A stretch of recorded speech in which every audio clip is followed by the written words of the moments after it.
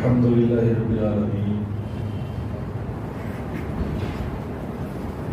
والصلاة والسلام على سيد الأنبياء والمرسلين وعلى آله الطيبين وأصحابه الطاهرين وعلينا معهم إلى أرحم الراحمين وبارك. أعوذ بالله من الشيطان الرجيم. بسم الله الرحمن الرحيم.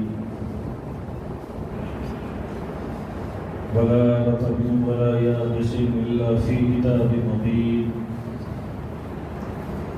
وقال النبي صلى الله عليه وآله وسلم: علي مع القرآن والقرآن مع علي لا يتفرقان حتى يرد علي الحوض. صدق الله العظيم. وقال الله تعالى في شان عظمت حبيبه الكريم عليه الصلاة والتسليم: إن الله وملائكته يصلون على النبي يا أيها الذين آمنوا صلوا عليه وسلموا تسليما. اللهم صل على سيدنا وعلى سيدنا وأصحاب سيدنا وأزواج سيدنا ومولانا محمد وآله وسلم صلاة وسلام عليك يا رسول الله صلى الله تعالى عليه وآله وسلم. باوقات مصلیان کرام، اللہ تعالیٰ کا بے شمار فضل و احسان ہے کہ اس نے ہمیں ایمان کی دولت بخشی،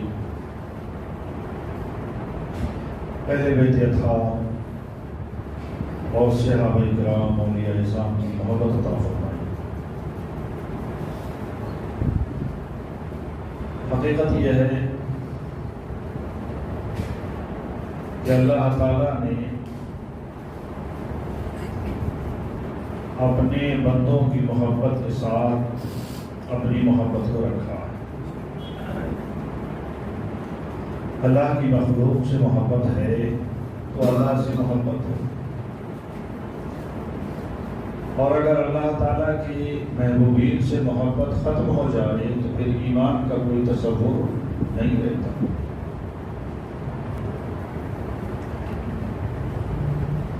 اللہ تعالیٰ نے اہل بیت اطہار کی محبت کو قرآن کریم کے اندر ذکر کیا ہے، اور ایک جگہ نہیں بلکہ کئی جگہ۔ رجب المرجب کی 13 تاریخ کا جو گزری ہے، یہ سیدنا علی کرم اللہ وجہہ الکریم کی ولادت کی تاریخ ہے۔ اس میں مولا علی دنیا میں تشریف لائے، اور آپ جانتے ہیں کہ حضور سیدنا علی کرم اللہ وجہہ الکریم کی جو ولادت ہے اس کے تعلق سے آپ حضرات نے بارہا سنا ہے کہ آپ کی والدہ ماجدہ حضرت فاطمہ بنت اسد، حضرت علی کی بیوی کا نام بھی فاطمہ ہے اور حضرت علی کی امی حضور کا نام بھی فاطمہ ہے۔ بیوی فاطمہ بنت محمد صلی اللہ علیہ وسلم ہے اور ماں فاطمہ بنت اسد ہے۔ حضرت علی کرم اللہ وجہہ الکریم کی والدہ ماجدہ اپنے شوہر حضرت ابو طالب کے ساتھ خانہ کعبہ میں آئی، طواف کر رہی۔ طواف کرتے کرتے اچانک درد شروع ہوا، درد سے ڈیلیوری پر مولا کائنات حضرت فاطمہ کے شکم مبارک۔ اب آپ سوچے صحیح، یہاں برابر میں کوئی گھر تو ہے نہیں، یہ مطاف ہے جہاں طواف کیا جا رہا، اور درد بڑھنے لگا۔ آپ کیا کریں؟ اللہ تعالیٰ کی چاہت اور مرضی گھر سے چلی تو کوئی اثرات نہیں تھے، اگر طواف شروع کیا تو اس وقت بھی کوئی اثرات نہیں تھے، اس طرح سے کچھ ظاہر نہیں ہوا، اچانک شروع ہوا۔ اب کیا ہے؟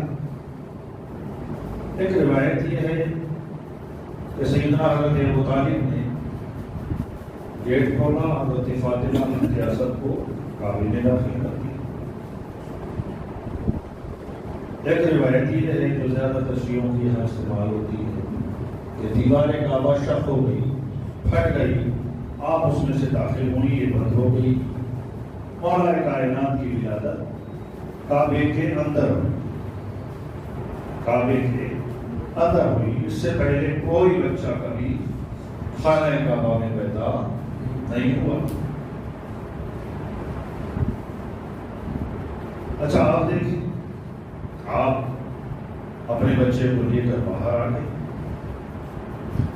لیکن بچے کی آنکھ مچی ہوئی، آنکھیں نہیں کھول گئی ولادت کے بعد، نہ ہی دودھ پیا، گھر کو لے لیا گئی، وقت گزرتا چلا گیا، اڑوس پڑوس کے لوگ دیکھنے آئے، بہت کوششیں کی لیکن بچے نے آنکھ نہیں کھولی۔ لوگ کہنے لگے ابو طالب کے یہاں بیٹا پیدا ہوا ہے لیکن لگتا ہے نابینا ہے، اندھا ہے، آنکھیں نہیں کھولتا۔ اچھا دوسری بات یہ ہے کہ وہ آنکھیں نہیں کھول رہا ہے تو نہیں کھول رہا ہے، وہ دودھ بھی نہیں پی رہا ہے اپنی ماں کا۔ صاحب یہ مشہور ہو گیا، رسول اکرم صلی اللہ علیہ وآلہ وسلم تشریف لائے، اپنے پیارے چچا حضرت ابو طالب کی تشریف لائے اور فرمایا اپنی جان حضرت فاطمہ بنت اسد کو بڑا پیار کرتے تھے، بڑا پیار کرتے۔ جب حضرت فاطمہ بنت اسد کا وصال انتقال ہوا نا تو رسول کائنات کو بہت قبر کھودی گئی، مصطفیٰ اس قبر میں اترے، لیٹے سرکار خود سے اس کو لیٹ کے دیکھ رہا ہوں میری اپنی جان کی قبر کوئی تنگ تو نہیں۔ سوچے صحیح کتنا پیار، وہ پہلی نصیب والی عورت تھی کہ جس کی قبر میں مصطفیٰ بذات خود لیتے، کتنا پیار فرماتے تھے۔ آئے مصطفیٰ امی جان لب مجھے دے اس بچے کو مجھے دیتے ہیں، انہوں نے اٹھا کے دیا۔ یہی بچہ گھنٹوں سے نہیں دنوں سے آنکھیں بند کیے ہوا تھا، دودھ نہیں پی رہا تھا، جیسے ہی مصطفیٰ نے اپنے ہاتھ میں لیا فوراً آنکھیں کھول دی مصطفیٰ کے سامنے۔ پہلی نظر اگر علی کی کسی پر پڑی تو وہ چہرہ مصطفیٰ، وہ چہرہ مصطفیٰ تھا۔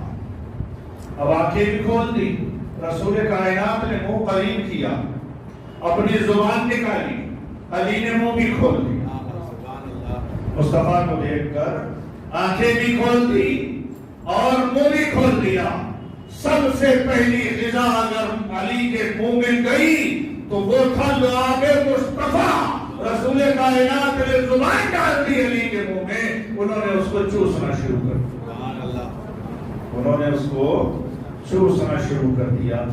یاد رکھیں علم مولا علی کو جو کچھ بھی ملا نا وہ یہی اس زبان کا صدقہ تھا جو مصطفیٰ نے ان کے منہ میں ڈالی تھی۔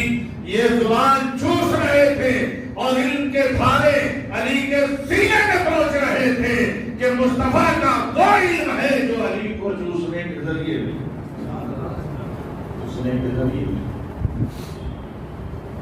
آئے۔ یہ 13 رجب تھی جب مولا علی اس دنیا میں تشریف لائے۔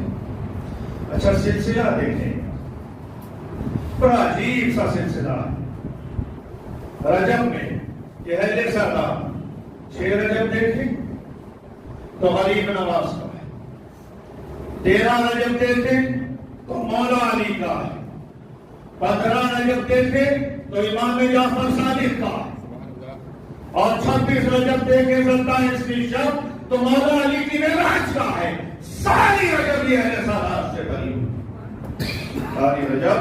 اہل سادات سے بھری ہوئی۔ اب سب سے پہلے دیکھیں کہ دیدار مصطفیٰ کے چہرے کا، اور غذا مصطفیٰ کی زبان سے نکلنے والا لعابدان۔ تو جس بچے کی نظر ہی مصطفیٰ کے چہرے پر پڑی ہو، آنکھ کھولے، جس بچے کے پیٹ میں سب سے پہلے غذا ہی مصطفیٰ کا لعاب گیا ہو، یار وہ کتنی عظمت والا بچہ ہوگا، کتنی عظمت والا بچہ ہوگا۔ اس لعاب دہن کا کیا صدقہ بنا، کیا وجہ بنی کہ رسول کائنات صلی اللہ علیہ وآلہ وسلم نے ارشاد فرما دیا۔ حدیث پاک سنیں، عن ام سلمہ رضی اللہ تعالی عنہا قالت سمعت رسول اللہ صلی اللہ علیہ وآلہ وسلم یقول علی مع القرآن والقرآن مع علی لا يتفرقان حتی یرد علی الحوض۔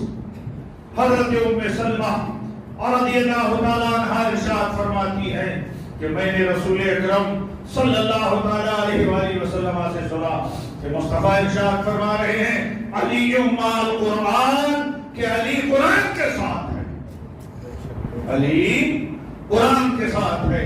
آپ کے ذہن میں آ جائے گا ٹھیک ہے، چلو بھائی قرآن علی کے ہاتھ میں ہوگا، یا علی نے قرآن کو یاد کیا ہوگا، یا علی کا قرآن سے رابطہ ہوگا، اس لیے علی قرآن کے ساتھ ہے۔ علی مع القرآن، علی قرآن کے ساتھ ہے۔ لیکن نہیں دوستو، جو ہم نے تصور کیا صرف وہی تصور نہیں ہے، اس کے علاوہ بھی کچھ ہے۔ وہ کیا ہے؟ آقا نے ارشاد فرمایا علی مع القرآن، علی قرآن کے ساتھ ہے، والقرآن مع علی، اور قرآن علی کے ساتھ ہے، قرآن علی کے ساتھ۔ سوچے صحیح، علی قرآن کے ساتھ، قرآن علی کے ساتھ۔ اب علی کا قرآن کے ساتھ ہونا یہ تو سمجھ میں آ گیا، علی کا قرآن کے ساتھ ہونا یہ تو سمجھ میں آ گیا کہ انہوں نے قرآن کی تلاوت کی، قرآن کو سمجھا، قرآن کو پڑھا، قرآن کی تفسیر کی، قرآن پہ عمل کیا، قرآن سے رابطہ رکھا، یہ علی کا کام تھا، کر رہے تھے۔ لیکن قرآن کا کون سا رابطہ علی سے رہا؟ جب قرآن مع علی، قرآن علی کے ساتھ، قرآن علی کے ساتھ ہے، اور یہ قرآن علی کے ساتھ کیسے رہا؟ یاد رکھے، علی قرآن کے ساتھ ایسے رہے کہ مصطفیٰ پہ نازل ہوتا رہا اور علی کے سینے میں بیٹھتا رہا۔ رسول کائنات پر نازل ہوا، مصطفیٰ نے بتا دیا۔ رسول اکرم صلی اللہ علیہ وسلم کو قرآن ملا، علی نے حفاظت کی اس کی، قرآن کے معنی بھی بتائے، قرآن کی تفسیر بھی کی ہے، قرآن پر عمل کرنا بھی بتایا، قرآن کی قرأت بھی بتائی، قرآن کو پڑھنا بھی بتایا۔ علی نے قرآن کے ساتھ زندگی گزار دی، اور جب علی قرآن کے ہو گئے تو اللہ نے فرمایا ہے میرے علی سن لے کہ جب تو قرآن کے ساتھ ہے تو اب جہاں جائے گا قرآن تیرے ساتھ ہوگا، قرآن تیرے ساتھ ہوگا۔ اب دوستو یہاں پر جو آیت کریمہ میں نے تلاوت کی اس کو سنیں، ترجمہ سنیں، پھر آپ کو معلوم ہوگا کہ مولا علی کی ذات ہے کیا۔ اللہ نے ارشاد فرمایا ولا رطب ولا یابس الا فی کتاب مبین۔ ولا رطب، کوئی بھی تر چیز، گھاس، درخت، کھیتیاں، کوئی بھی تر چیز، کھجوریں، فروٹ یا دیگر چیزیں، فرمایا ولا رطب، کوئی بھی تر چیز، ولا یابس، اور کوئی بھی سوکھی ہوئی خشک چیز۔ دنیا کی ہر ایک تر چیز، ہر ایک خشک چیز وہ ہے الا فی کتاب مبین، جس کا ذکر اور جس کا علم اللہ نے قرآن میں جمع کر دیا۔ پوری کائنات کے علوم قرآن مقدس میں، پوری کائنات کے علوم۔ یاد رکھیں آج جو لوگ بھی ترقیاں کر رہے ہیں، جو لوگ آگے بڑھ رہے ہیں، جن لوگوں کے یہاں علم کو لے کر اپنے آپ کو بلند کرنے کا ایک نظریہ بنا ہوا ہے، وہ کائے سے آگے جا رہے ہیں؟ حقیقت جانے کے ان کا آگے جانا قرآن سے ہے، علم مصطفیٰ سے ہے، علم علی سے ہے۔ ارے یہ لوگ جتنی بھی ترقیاں کر رہے ہیں، ان کے ہاتھ میں قرآنی آیات آتی ہے، ریسرچ شروع کر دیتے، ریسرچ شروع کر دیتے، اسی سے آگے بڑھتے ہیں۔ وَلَا رَتَبٍ وَلَا يَابِسٍ إِلَّا فِي كِتَابٍ مُبِينٍ، کوئی خوشبودار چیز ایسی نہیں ہے جو قرآن میں نہ ہو۔ میں یہاں پر اور بتا دوں آپ کو، حضرت عبداللہ ابن عباس رضی اللہ تعالیٰ عنہ، یہ کون ہے جانتے ہیں؟ یہ حبر الامہ، امت میں سب سے بڑے مفسر حضرت عبداللہ جو حضرت عباس کے بیٹے ہیں، امت میں سب سے بڑے قرآن کے جاننے والے، سب سے بڑے قرآن کے اسرار و رموز بتانے والے۔ ان سے کسی نے پوچھا تھا، حضرت آپ یہ اتنی تفسیر اور اتنے علوم اور اتنا یہ سب کچھ لے کے آتے ہیں نا، کہاں سے ملتا ہے آپ کا تو بچپن تھا جب مصطفیٰ کا وصال ہوا ہے، تو آپ نے کہاں سے سیکھ لیا؟ تو انہوں نے کہا لوگوں تم نہیں جانتے، ارے مصطفیٰ ہی کا تو وصال ہو گیا تھا، علی تو باقی تھا نا، میں نے جو کچھ سیکھا ہے یہ مولا علی سے سیکھا، یہ مولا علی سے سیکھا ہے، جن کو کیا ہے امت میں راس المفسرین، مفسرین کا سردار بتایا۔ اب مولا علی کرم الوجہ الکریم کے لیے کیا فرمایا مصطفیٰ نے؟ علی مع القرآن، علی قرآن کے ساتھ، والقرآن مع علی، اور قرآن علی کے ساتھ، اور قرآن کے اندر تمام علوم موجود، تو قرآن کے اندر سارے علم موجود، کوئی خشک چیز باقی نہیں، کوئی تر چیز باقی نہیں۔ میں عرض کر رہا تھا کہ حضرت عبداللہ ابن عباس رضی اللہ تعالیٰ عنہما ارشاد فرماتے ہیں کہ اگر میرے اونٹ کا تھنگنا گم جائے، اونٹ کے پیروں میں جو رسی باندھتے ہیں نا، پیروں میں رسی باندھ دیتے ہیں باہر نہ جائے، اس کو تھنگنا کہا جاتا ہے، وہ فرماتے ہیں اگر میرے اونٹ کا تھنگنا گم جائے تو میں قرآن میں تلاش کر لوں گا، وہ بھی قرآن میں مل جائے۔ قرآن میں کیا کچھ ہے؟ سب کچھ ہے۔ فرمایا والقرآن مع علی، قرآن علی کے ساتھ ہے۔ مولا کب تک ہے؟ مصطفیٰ نے ارشاد فرمایا، مصطفیٰ نے ارشاد فرمایا لا یتفرقان، لا، فرمایا یہ جدا نہیں ہوں، یہ جدا نہیں ہوں گے، حتی یلد علی الحوض، یہاں تک کہ حوض پر قیامت کے دن علی اور قرآن دونوں ساتھ ساتھ میرے پاس آئے۔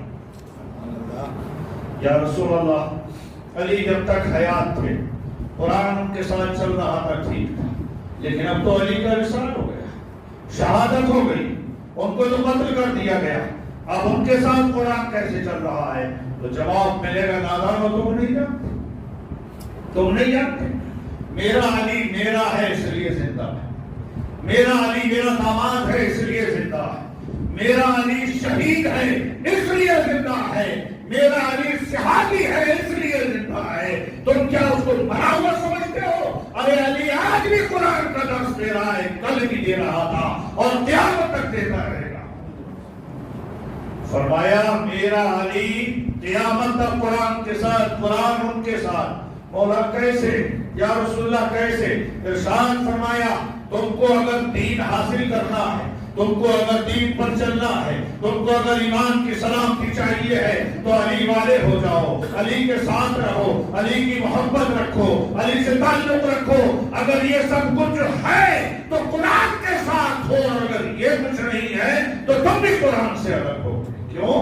قرآن علی کے ساتھ ہے، قرآن علی کے ساتھ ہے، اور علی قرآن کے ساتھ ہے، اور قرآن ہدایت ہے۔ پتا چلا کہ علی اور قرآن کو لے کر جیو گے تو ہدایت پاؤ گے، اور اگر علی کو چھوڑ دو گے، علی سے تعصب رکھو گے، علی سے بغض رکھو گے، علی سے یا ان کے بچوں سے حسد رکھو گے، تو پھر تمہارا دین سے کوئی تعلق نہیں۔ کوئی طاقت نہیں. فرمایا کوئی بھی شے ایسی نہیں جو قرآن کے اندر نہ ہو. ولا رطب ولا یابس الا فی کتاب مبین. ہر خشک و تر کتاب مبین کے اندر پایا جاتا ہے.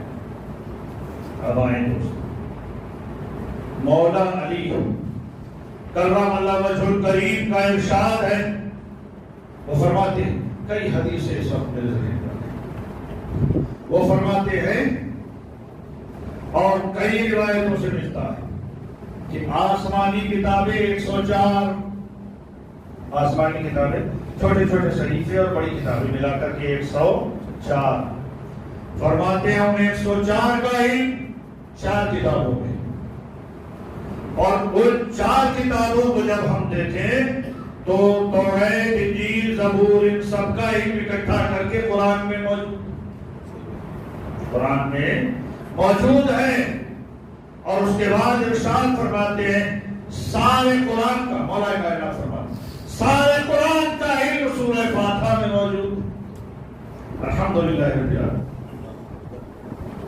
الرحمن الرحیم آخر تک پڑھ لیں. فرمایا سارے قرآن کا علم سورہ فاتحہ میں موجود.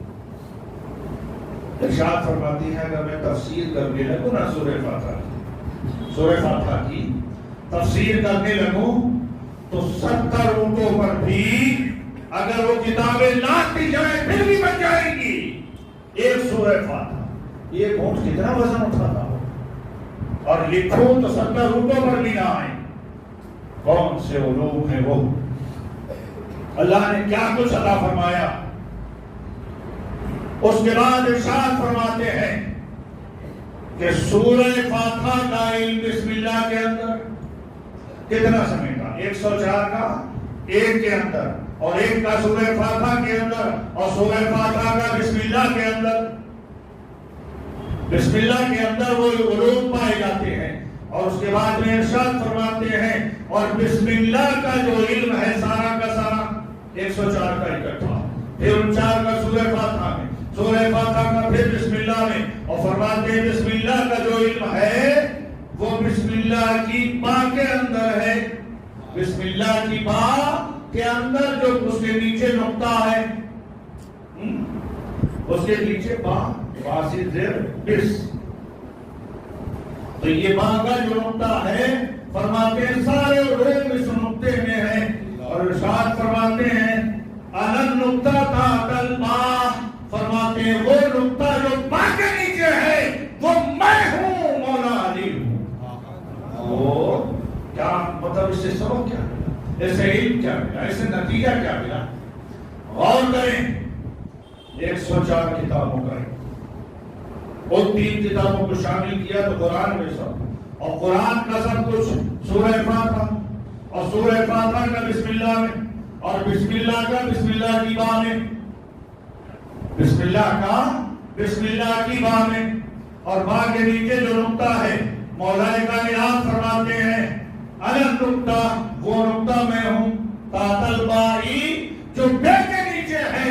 یہ نہیں فرمایا، اور کریں توجہ کریں، یہ نہیں فرمایا کہ وہ علم حاصل کرنے والا میں ہوں یا وہ علم مجھ پہ پایا جاتا ہے. توجہ سے سمجھنے کی کوشش کریں، وہ علم میرے اندر ہے، یہ نہیں فرمایا. فرمایا وہ با والا نقطہ میں ہوں. اے مولا علی، وہ با والا نقطہ آپ ہیں، تو پھر یہ علموں کو علم کا کیا ہوا، جو علم تھے ان کا کیا ہے؟ تو جواب ملے گا نادانا، سنو، سارا جہاں علم اکٹھا ہو جائے وہاں سے علم حاصل کیا جاتا ہے. اب تم کو اگر کوئی علم چاہیے تو بس بسم اللہ کی با کے پاس آ جاؤ، وہ میں ہوں، میری بارگاہ میں آؤ گے تب تم کو علوم ملیں گے، تب تم کو علوم ملیں گے، تب تم علم حاصل کرو گے. دنیاوی علوم بھی تمہارے لیے، اور کیا ہے، مادی علوم بھی تمہارے لیے، اور دینی علوم بھی تمہارے لیے. دنیا اور آخرت کے سارے علوم اگر کسی کو چاہیے تو وہ ہے دہلیز مولا علی، وہ ہے دہلیز مولا علی. ایک بات سمجھیں، ہم کو جو علم ملتا ہے تو کیا ہے، میری ضرورت کے لائق بھی شاید میرے پاس ہی، تو اب کیا ہے، مجھے یہ ذوق رہتا ہے کہ کاش میں اور بھی حاصل کروں، اتنے میں راضی نہیں ہوتا۔ آپ کو جو علم ملتا ہے اتنے میں راضی نہیں ہوتے، بلکہ آپ آگے بڑھنا چاہتے ہیں کہ اور سیکھوں گا اور سیکھوں گا۔ لیکن مولانا علی کو جب مصطفیٰ نے اپنے لعب دہن کے ذریعے سے، اپنی صحبت کے ذریعے سے، اپنے گھر میں رکھ کر، اپنا ساتھ دے کر، اپنی معیت میں رکھ کر جو علوم مصطفیٰ نے عطا فرمائے، اس پر مولا علی کی زبان کھلی اور ارشاد فرمایا رضینا قسمت الجبار فینا لنا علم وللجوہر مالو وإن المال يفنى عن قریب وإن العلم يبقى لا يزال۔ کہتے ہیں رضینا قسمت الجبار فینا، ہم اپنے رب کی تقسیم سے بالکل راضی ہیں کہ اس نے ہم کو علم دیا، اس نے ہم کو علم دیا ہے۔ راضی کب ہوتا ہے؟ جب اس کو جی بھر کے، دل بھر کے، چاہت پوری ہونے کے مطابق جب علم مل جائے گا تب راضی ہوتا ہے۔ تو میں تو راضی نہیں ہوں اس بات پر کہ مجھے جتنا علم ملا ہے بس میں راضی ہو گیا، اس سے زیادہ مجھے نہیں چاہیے، نہیں، مجھے چاہیے ہے، آپ کو چاہیے ہے، ایک مفتی کو چاہیے ہے، ایک علامہ کو چاہیے ہے، ایک مفسر و محدث کو چاہیے ہے، آگے بڑھتا رہتا ہے، مگر حقیقت یہ ہے کہ وہ اس لیے آگے بڑھتا ہے کہ وہ علم کی حدود کو نہ چھو سکا، لیکن میرا آقا محمد رسول اللہ صلی اللہ علیہ وسلم نے مولا علی کو وہ علم عطا فرما دیا کہ قرآن کا سارا علم مولا کے سینے میں موجود ہے، حدیث کا سارا علم مولا کے سینے میں موجود ہے۔ آئیں مولا کائنات فرماتے سلونی عن کتاب اللہ، تم لوگ اللہ کی کتاب کے بارے میں مجھ سے جو چاہو سوال کرو۔ اور دوسری حدیث دو فرماتے سلونی الی یوم القیامہ، قیامت کے دن تک کے بارے میں جو چاہو سوال کرو، سب بتا دو۔ کیوں؟ انی وارث من الانبیاء والمرسلین، اس لیے کہ میں نبیوں کا اور رسولوں کا وارث ہوں، میں نبیوں کا اور رسولوں کا وارث ہوں۔ یوں ہی کوئی نہیں کہتا جو چاہو سوال کرو۔ سلونی عن کتاب اللہ، تم مجھ سے اللہ کی کتاب کے بارے میں سوال کرو، جو چاہو سوال کرو۔ کیوں؟ فرماتے واللہ، اللہ کی قسم۔ ایک بات یاد رکھ لیں، مولا علی رسول اللہ صحابہ اگر کوئی بھی بات بغیر قسم کے کہیں تو بھی معتبر ہے، ہمارے لیے لازمی ہے کہ ہم مانیں، لیکن مولا علی فرماتے ہیں واللہ، اللہ کی قسم، ما نزلت آیت الا وقد علمت، اللہ کی قسم قرآن کی کوئی بھی آیت نازل ہوئی میں اس کو جانتا ہوں، علم تو میں اس کو جانتا ہوں، فیما نزلت، کس کے بارے میں نازل ہوئی، میں یہ جانتا ہوں کس کے بارے میں نازل ہوئی، وَأَيْنَ نَزَلَتْ، اور میں یہ جانتا ہوں کہ کہاں نازل ہوئی، وَعَلَى مَنْ نَزَلَتْ، اور کس پر نازل ہوئی۔ فرماتے ہیں کہاں نازل ہوئی، قرآن کی ایک آیت 6666 آیت، ایک آیت بھی نہیں، وَعَلَى مَنْ نَزَلَتْ، کس پر نازل ہوئی۔ وہ فرماتے ہیں وَإِنَّ رَبِّي وَهَبَ لِي، وہ فرماتے ہیں میرے رب نے مجھے عطا کیا ہے، کیا عطا کیا ہے، قلباً عقولاً، سمجھنے والا دل دیا ہے میرے رب نے، وَلِسَانًا طَلَقًا، اور بولنے والی زبان عطا فرمائی ہے۔ فرماتے ہیں قرآن کی ہر آیت کہاں پر نازل ہوئی، کس کے لیے نازل ہوئی، کس پر نازل ہوئی، وہ سب اللہ تعالیٰ نے مجھے عطا فرما دیا، رسول اللہ نے عطا فرما دیا، سمجھنے والا دل دے دیا، بولنے والی زبان عطا فرما دی۔ دوسری آیت کریمہ ارشاد فرماتے ہیں مولا علی سلونی عن کتاب اللہ، اللہ کی کتاب کے بارے میں مجھ سے سوال کرو، پوچھو پوچھو۔ فَإِنَّهُ لَيْسَ مِنْ آیَةٍ إِلَّا عَرَفْتُ، کوئی ایسی آیت نہیں ہے جس کو میں جانتا نہ ہوں، جس کو میں جانتا نہ ہوں۔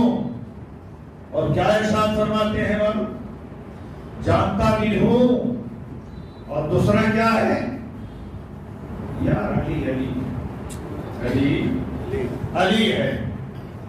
فرماتے ہیں میں جانتا ہوں بِلَيْلٍ نَزَلَتْ أَمْ بِنَهَارٍ، یہ آیت رات میں نازل ہوئی ہے یا دن میں نازل ہوئی ہے میں خوب جانتا ہوں۔ آیتوں کا لفظ نہیں بولا، آیت بِلَيْلٍ نَزَلَتْ أَمْ بِنَهَارٍ، رات میں آیت نازل ہوئی یا دن میں۔ اور کیا فرماتے ہیں وہ؟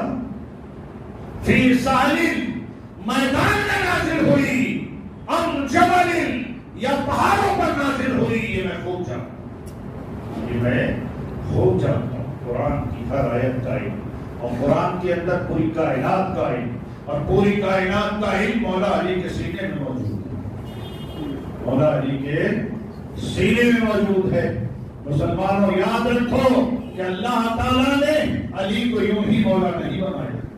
من کنت مولا فعلی مولا کا لقب یوں ہی مصطفیٰ نے نہیں دیا۔ ارے سردار یوں ہی نہیں بنا دیا جاتا ہے، یہ ہمارے یہاں کی ایک عجیب قسم کی ایک سوچ ہے کہ جس کو پکڑا بنا دیا اور جس کو لایا سیٹ پہ بٹھا دیا، لیکن اسلام نے کبھی نااہلوں کو سیٹوں پر نہیں بٹھایا ہے، ان کو بٹھایا ہے سیٹوں پر جو اس کے اہل تھے، جو اس کے اہل تھے۔ آؤ ایک حدیث میں اور سناتا ہوں، یا علی علی کیا کرو۔ اگر ایک بات میں آپ حضرات کو اور بتاؤں، علی علی کہنے کا مطلب یہ ہرگز نہیں ہے کہ ابو بکر کو، عمر کو، عثمان کو، صحابہ کو تم برا بولنے لگو، نیچے گرانے لگو۔ علی تمہارا ہاتھ پکڑ کے جہنم میں پھینک دے گا اگر تم نے ایسا کیا۔ میرے آقا صلی اللہ علیہ وسلم ارشاد فرماتے من سب اصحابی، جو میرے صحابہ کو برا کہتا ہے، گالیاں دیتا ہے، برا بولتا ہے، فرمایا علیہ لعنت اللہ والملائکۃ والناس اجمعین، اس پر اللہ کی لعنت ہے، اس پر رسول اللہ کی لعنت ہے، اور اس پر تمام کائنات کے لوگوں کی لعنت ہے۔ علی کی محبت کا مطلب یہ ہے رسول اللہ کے صحابہ نہیں، تم کیا ہے اپنے آپ کو کہتے ہو ہم علی والے؟ علی والوں کا تو سینہ بڑا وسیع ہوتا ہے، علی والوں کی زبان پر گالیاں نہیں آتی، علی والوں کی زبان پر نفرت کے پھاڑے نہیں اٹھتے، تمہاری زبانیں تو نفرتوں سے بھری ہوئی۔ تم نے کبھی علی کی بولی بولی؟ تم نے کبھی اہل بیت کی بولی بولی؟ بس اتنا ہی کہا کہ ہم علی والے ہیں، ہم مولائی ہیں، ہم اہل بیت کے چاہنے والے ہیں۔ اہل بیت کے چاہنے والے گالیاں نہیں کرتے، اہل بیت کے چاہنے والے حضرت ابوبکر صدیق، حضرت عمر فاروق یا دیگر صحابہ کرام کو برا نہیں بولتے، ہاں اگر وہ بولتے ہیں تو علی علی یا علی علی بولتے۔ آگے آئے رسول اکرم صلی اللہ علیہ وآلہ وسلم نے ارشاد فرمایا حب علی جن، حب علی جن، علی کی محبت یأکل الذنوب، تمام گناہوں کو کھا جاتی، علی کی محبت تمام گناہ مٹا دیتی ہے۔ کما تأکل النار الحطب، جیسے جلتی ہوئی لکڑی، آگ جو ہے جلتی ہوئی تمام لکڑیوں کو جلا دیتی ہے، ایسے ہی علی کی محبت تمام گناہوں کو مٹا دیتی ہے، گناہوں کو مٹا دیتی ہے۔ رسول اکرم صلی اللہ علیہ وآلہ وسلم کے داماد ہیں مولا، حسنین کریمین کے والد ہیں مولا، اس لیے مسلمانوں اہل بیت سے محبت رکھو۔ جب مولا علی کی ولادت کا دن آئے تبھی ان کو یاد کرو، ویسے بھی یاد کرتے رہو۔ جب شہادت کا دن آئے تب بھی یاد کرو ہمارے پاس ان کو دینے کے لیے کیا ہے. انہوں نے یار سب کچھ دیا, انہوں نے سب کچھ دیا, ہمارے پاس کیا ہے جو ہم دیں؟ تو کیا اتنا نہیں کر سکتے کہ ہاتھ اٹھا کے کہیں مولا یہ میں نے قرآن پڑھا ہے, یہ مولا علی کی بارگاہ میں پہنچا ہے, یہ میں نے درود پڑھا ہے, یہ اولاد و وظائف پڑھے ہیں, اس کے ساتھ تو میرے آقا کی نظر کر دیں. مولا میرے پاس تو کچھ ہے ہی نہیں, انہوں نے سب کچھ دیا ہے, میں کیا دے سکتا ہوں؟ میں تو اس سے دعا کرتا ہوں کہ تم ان کو یہ دے. اللہم صلی علی محمد وعلی آل محمد کہ رسول اللہ کی آل پر بھی اور رسول اللہ پر بھی مولا تو اپنی رحمت نازل فرما. یہ دعائیں کرنا ہمارا کام ہے. دینے کے لیے ارے جو فقیر ہوگا نا وہ کسی بادشاہ کو کچھ دے سکتا ہے. ہم فقیر ہیں مولا کی بارگاہ کی, وہ بادشاہ ہے, روحانیت کے بھی بادشاہ ہے, دنیا کے بھی بادشاہ ہے, محبت کے بھی بادشاہ ہے, ایمان کی بھی اساس ہیں, ہم ان کو نہیں چھوڑ سکتے. فَمَا يَحُبُّ عَلِيِّ يَأْكُلُ الذُّنُوبَ كَمَا تَأْكُلُ النَّارُ الْحَطَبَ. جیسے آگ لکڑیوں کو کھا جاتی ہے, مولا کی محبت گناہوں کو کھا جاتی ہے. اللہ تعالیٰ مجھے آپ کو تمام مسلمانوں کو مولا علی اور اہل بیت کی محبت عطا فرمائے. اسی کے ساتھ ساتھ پر ایک مسئلہ عرض کر دوں میں. حنفیہ کے نزدیک سیدنا حضرت امام اعظم ابو حنیفہ کے نزدیک, دیکھو ہم لوگ سارے کے سارے حنفی ہیں, کیرلا کے زیادہ لوگ شافعی ہیں, حنبلی اور مالکی بھی ہوتے ہیں, ہم لوگ پیرو ہیں, فالوور ہیں. اہل حدیث جو ہے یہ کیا ہے؟ فالوور نہیں, یہ کسی امام کے مقلد نہیں ہے, بس اپنے آپ کو کہتے ہیں ہم حدیث پر چلا رہے ہیں, بحث نہیں کرتا کسی مسئلے پر. یہ بھی فی الوقت ایک مسئلہ سماعت کر لیں. رسول اللہ کی مسجد نبی شریف جو تھی نا, تو رسول اللہ کی مسجد نبی شریف میں اذان باہر ہوا کرتی. آج بھی ہماری اذان کی جو اذانیں ہوتی ہیں نا, ہم باہر روڈ اسپیکر لگا ہو گیا, باہر کھڑے ہو کے اذان پڑھ رہے ہیں. رسول اللہ کی مسجد میں بھی ہوتا ہے. اب کیا ہے, بعض لوگوں نے کس بنیاد پر معلوم نہیں اس کو لا کے ممبر کے سامنے کھڑا کر دیا, یہ ممبر کے سامنے اذانیں پڑھ لیتی ہیں. حضرت امام اعظم ابو حنیفہ کے مسلک میں ممبر کے سامنے کھڑے ہو کے اذان پڑھنا مکروہ ہے. اگر آپ میری بات نہیں مان رہے ہیں تو کیا ہے, آپ اپنے مفتیوں سے پوچھیں. بین یدی الامام کا لفظ آیا ہے تو وہ اس کا مطلب یہ ہرگز نہیں ہوتا ہے کہ امام کے ہاتھوں کے سامنے, امام کے سامنے. ایسا نہ ہو کہ امام کے اور پڑھنے والے کے بیچ میں کوئی چیز ہو, ایسی جگہ کھڑا ہو کہ امام دکھ رہا ہو, امام کے سامنے وہ اذان پڑھے. تو لہٰذا میں چاہتا ہوں کہ ایسا ہونا چاہیے کہ صاحب ہمارے یہاں کی جو اذانیں ہوتی ہیں نا مسجد کے باہر ہی ہو تو زیادہ بہتر ہے. اللہ تعالیٰ آپ کو ہم سمجھنے کی توفیق عطا فرمائے. الحمد للہ رب العالمین. السلام علیکم.